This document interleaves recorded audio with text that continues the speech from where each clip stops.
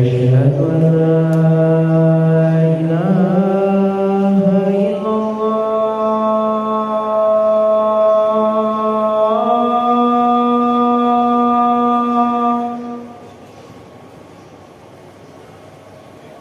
أشهد أن لا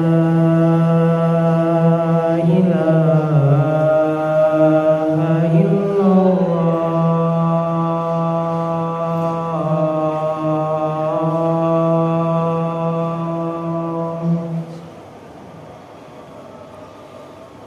أشهد أن محمدا رسول الله.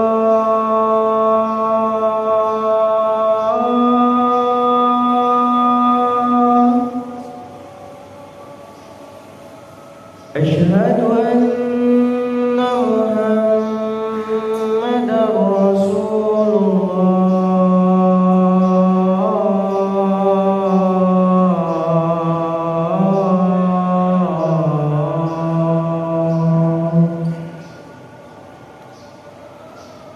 حي على الصلاة.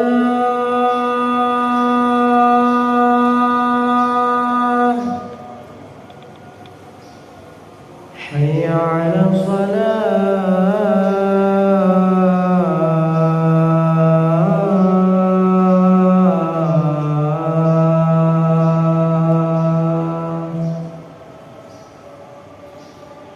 حي على الفلاح.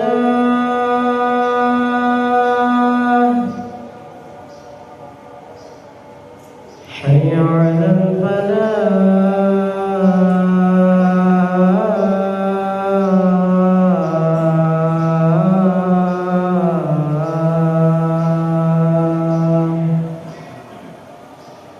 الله أكبر الله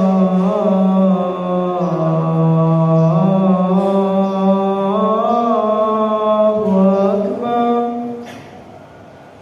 لا إله إلا الله.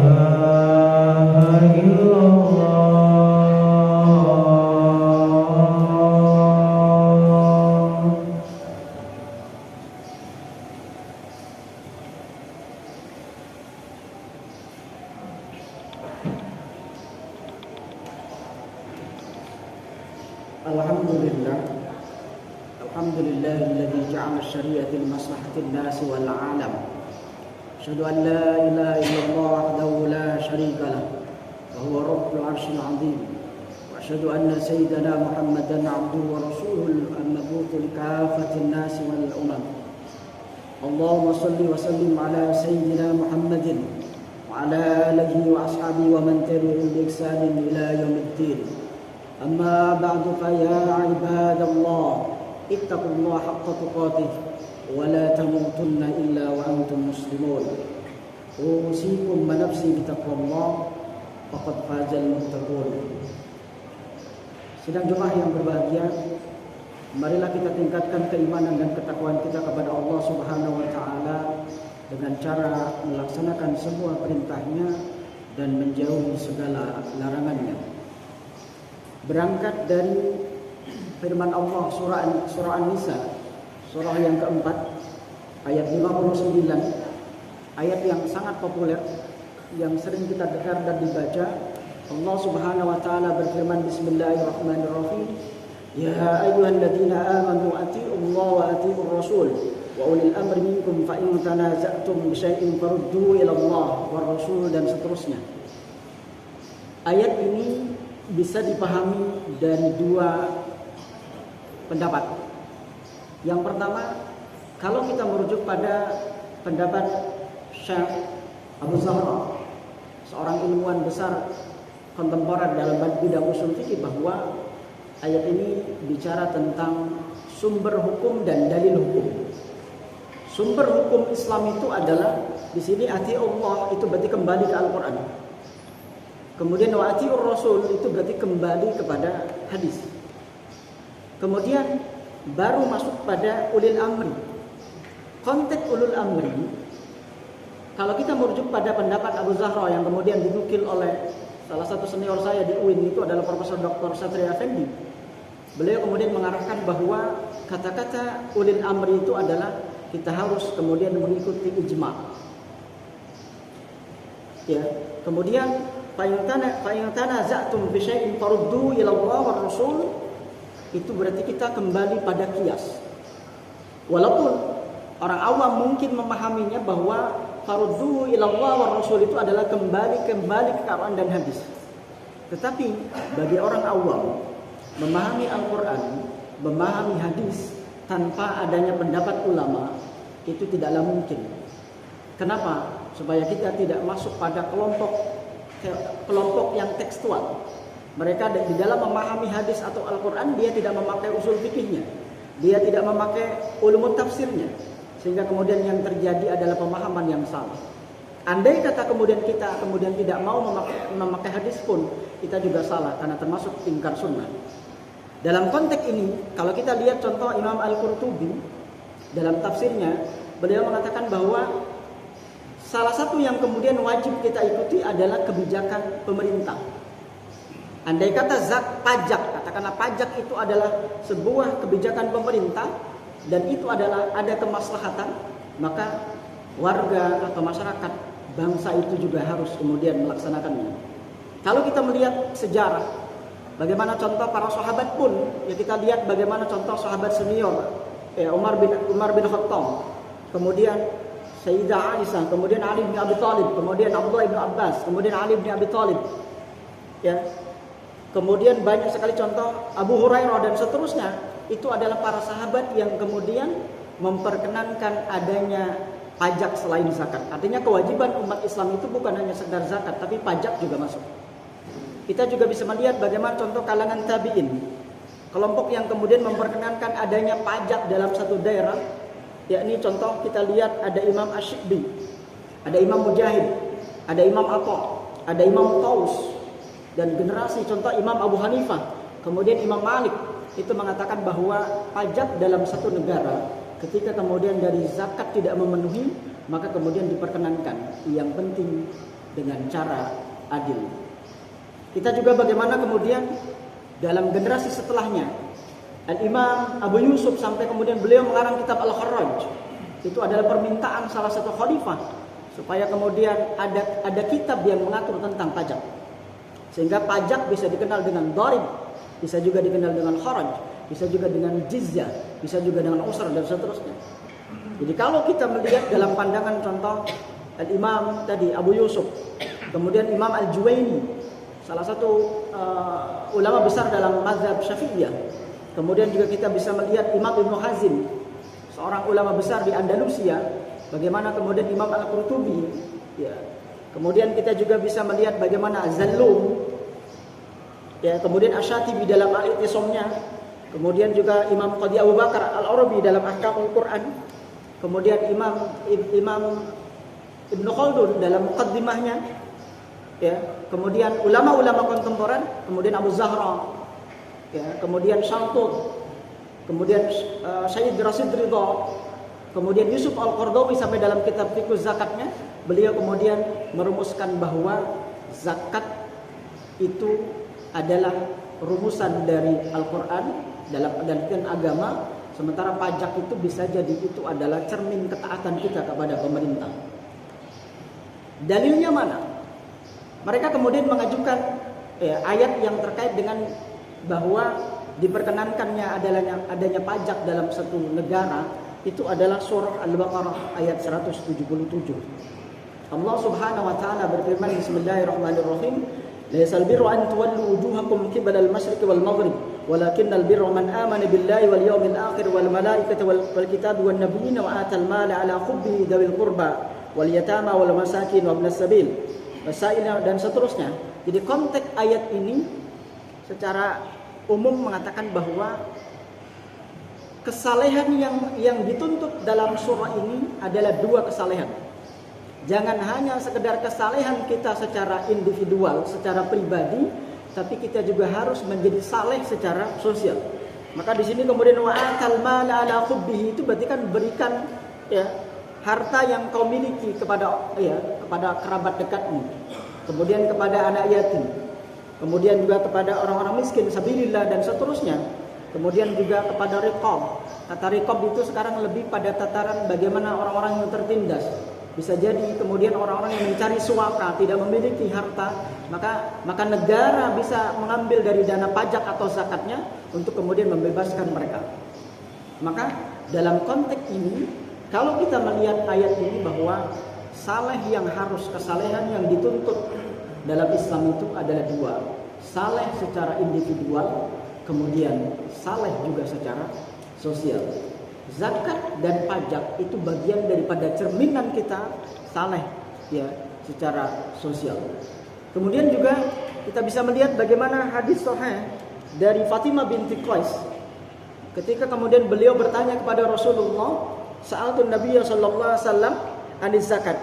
Maka kemudian Rasul menjawab, "Faqala inna fil mali haqqan siwa zakat." Artinya harta yang kita miliki itu ada kewajiban lain selain zakat. Maka ketika kita kemudian membayar pajak ya, sebagai wujud kita, ketaatan kita kepada pemerintah, itu adalah hal yang dibenarkan. Ada hal yang menjadi penguat dalam kajian ini. Apa yang kemudian disebutkan oleh Syekh Abdurrahman Al-Maliki.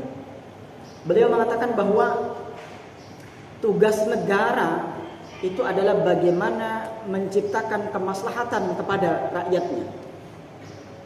Sarana yang kemudian diberikan kemaslahatan kepada rakyatnya bisa berupa pendidikan. Sekarang sedang ramai bagaimana kemudian LPDP dari dana pajak itu kemudian ya ada lembaga penjamin dana pendidikan itu kemudian bisa S1, bisa S2, bisa S3. Yang sayangnya terkadang ketika dia sudah lulus PSD, doktor di luar negeri, mereka tidak mau pulang. Padahal dia sudah memakan ya dana pajak tersebut. Maka Syekh Abdurrahman Al-Maliki beliau mengatakan bahwa ketika kemudian negara punya kewajiban ya memberikan kemaslahatan kepada rakyatnya dengan memberikan fasilitas berupa kesehatan, kemudian pendidikan, kemudian keamanan, sementara kos negara itu tidak mencukupi kalau dari dana zakat dan seterusnya, maka wajib negara itu kemudian mengambil pajak. Ini adalah pendapat Al-Imam Abdurrahman Al-Maliki.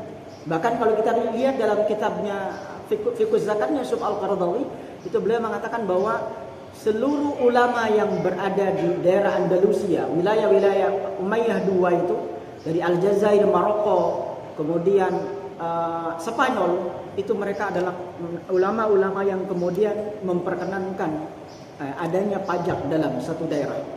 Namun juga kita juga bisa akan melihat bagaimana kelompok-kelompok yang menentang adanya pajak.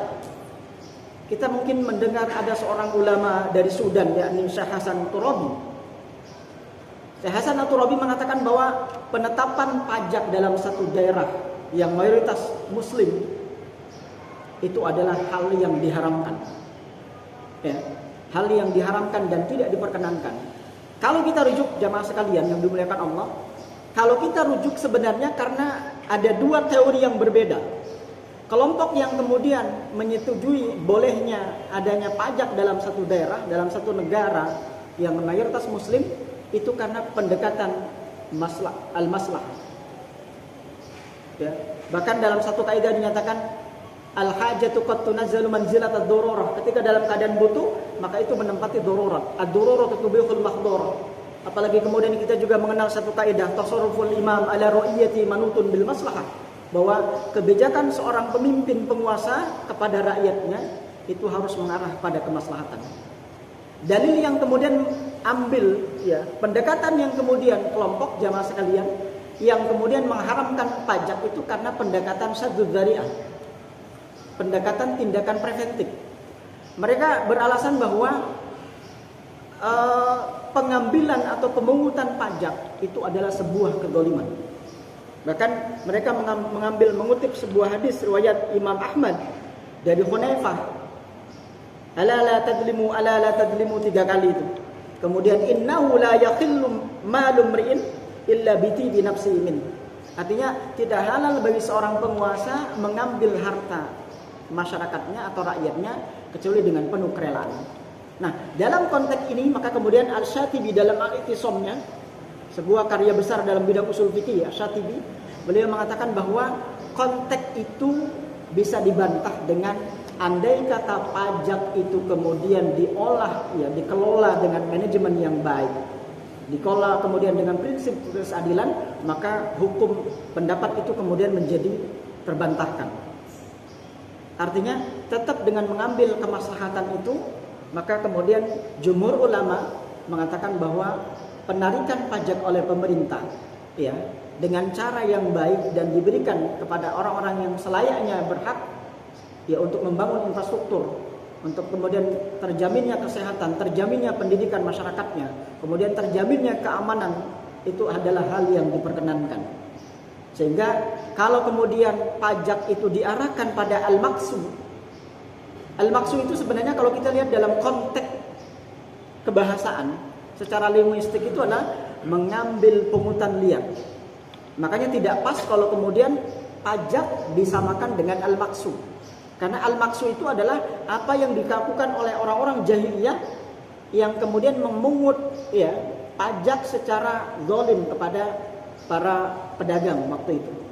Sehingga dengan konteks ini, maka al-maqsu disesuaikan dengan zakat, dengan pajak, itu adalah sebuah hal yang tidak tepat menurut Al-Imam Asy-Syatibi dalam Al-I'tisamnya.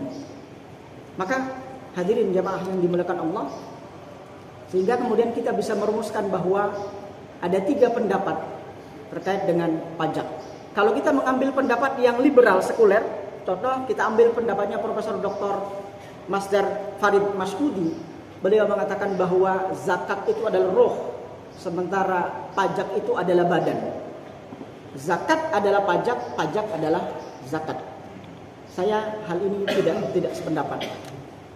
Kemudian kita juga bisa mengambil pendapat Syekh Yusuf Al-Qaradawi. Beliau mengatakan bahwa zakat itu adalah perintah agama. Kemudian pajak itu adalah bentuk ketaatan kita kepada penguasa yang sah.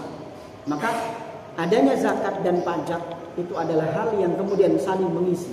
Maka kemudian beliau menyimpulkan, Yusuf Al-Qaradawi dalam fikih zakatnya menyimpulkan bahwa zakat adalah hal yang kemudian diberikan untuk umat Islam dan pajak itu sifatnya umum. Dan itu dua-duanya adalah hal yang kemudian menjadi syariat dan kemudian bisa dilaksanakan. Ya, kalau kita merujuk pada kata-kata ulil amri tadi. Berbeda dengan 2 pendapat ini adalah tadi Hasan Turabi yang kemudian mengatakan bahwa penerapan zakat, penerapan pajak dalam satu negara mayoritas muslim itu adalah sebuah hal kezaliman, sebuah hal yang diharamkan. Itu adalah pendapat yang kemudian diikuti oleh teman-teman kita dari Salafi. Hingga bisa jadi, mohon maaf, disinilah peran ulama, peran tokoh agama, bahwa kewajiban ceramah itu bukan hanya sekedar terkait dengan ibadah mahdhah. Kita juga harus bisa mensosialisasikan bagaimana pentingnya zakat. Kita juga bisa bagaimana kemudian bisa mensosialisasikan bagaimana pentingnya pajak dan seterusnya.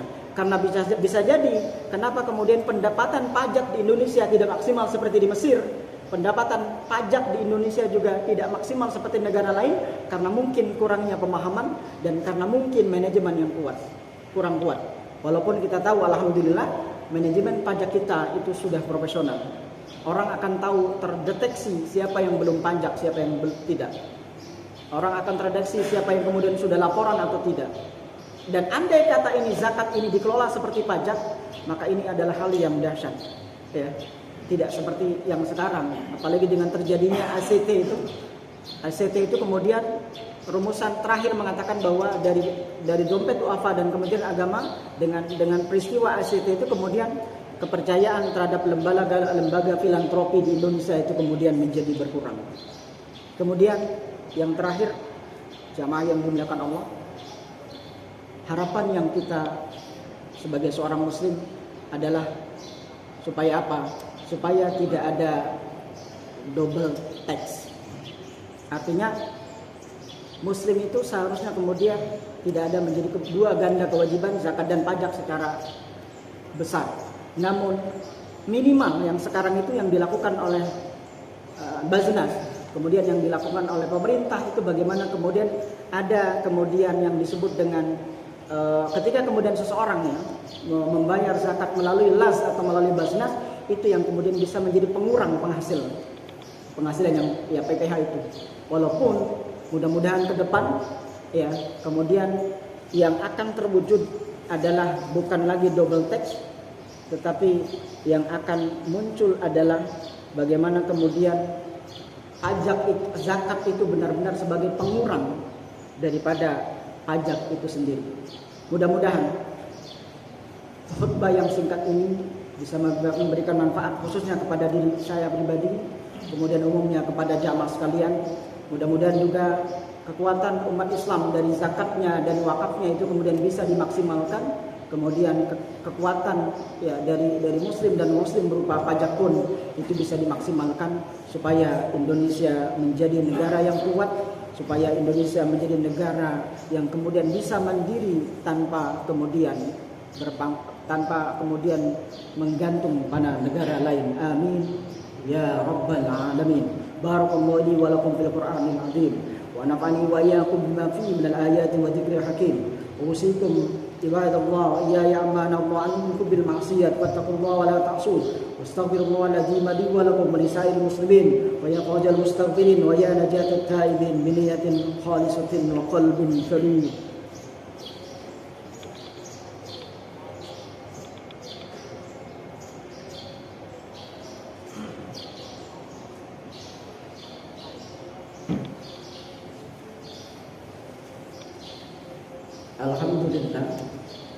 Alhamdulillah hamdan kama amar. Asyhadu an la ilaha illallah wahdahu la syarika lah irghaman liman jahada bihi wa kafar. Asyhadu anna sayyidana Muhammadan abduhu wa rasuluhu sayyidul insi wal bashar. Allahumma shalli wa sallim ala sayyidina Muhammadin wa ala alihi wa sahbihi mattasalat aynun binadar wa udhunun bi khabar. Amma ba'du fa ya ayyuhan nas ittaqullaha ta'ala wa darul fawahisha ma dhahara minha ma batan wa hafizu ala ta'ati huduril jum'ati wal jamaah.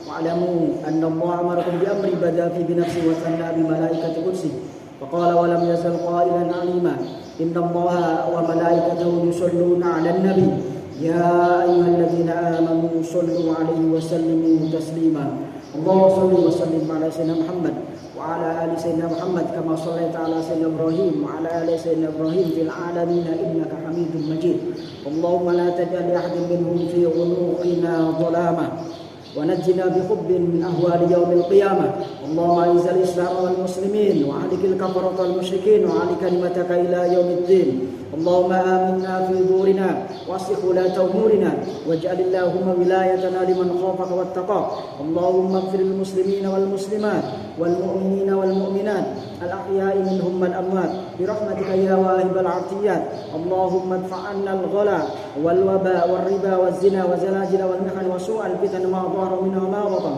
عن بلدنا هذا خاصة وعن سائر بلاد المسلمين عامة يا رب العالمين ربنا آتنا في الدنيا حسنة وفي الآخرة حسنة وقنا عذاب النار عباد الله إن الله يأمر بالعدل والإحسان وإيتاء ذي القربى وينهى عن الفحشاء والمنكر والبغي يعظكم لعلكم تذكرون فاذكروا الله يذكركم واشكروا على نعمه يزدكم واشعروا بذكركم ولذكر الله أعظم وأجل وأكبر أقيموا الصلاة.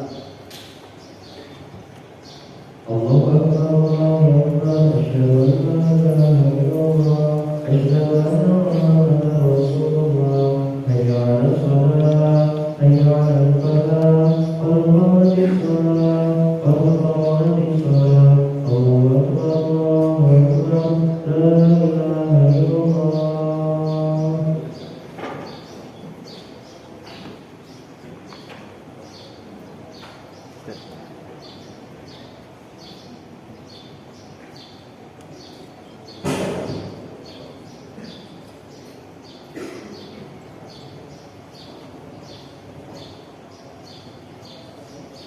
Sungguh-sungguh memperbaiki suku teruskan dan dapatkan barisan sebagai masalah